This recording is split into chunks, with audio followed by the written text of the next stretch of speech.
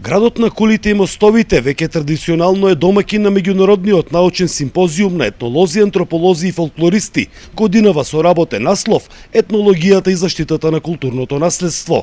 Научни работници од земјава и странство 2 дена елаборираат своји трудови за софистицираните пристапи и методи за зачувување на материјалното и нематеријалното културно наследство, а воедно оваа проблематика да се приближи до пошироката јавност. Дадеме придонес во неговата заштита, бидејќи нематеријалното културно наследство полека со генерациите како да одминува, да заминува во заборав, а ова материјалното кое што подлежи на конзервација, мораме да го спроведеме тој процес, бидејќи многу споменици на културата, староградски куќи, да не зборуваме за руралните средини, се остави на забот на времето. Ова е светски тренд и секоја држава се грижи за својата оставина. Меѓутоа, за тоа се потребни и финансиски средства и институционална поддршка, како што е тоа пример во Полска.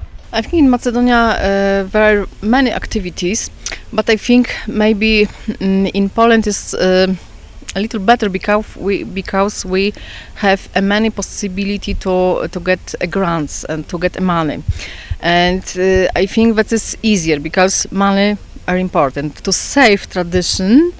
Од 12 до 14 октомври во музеот на град Кратово се одржа 14-тиот поред меѓународен фестивал на етнолошки документарен филм.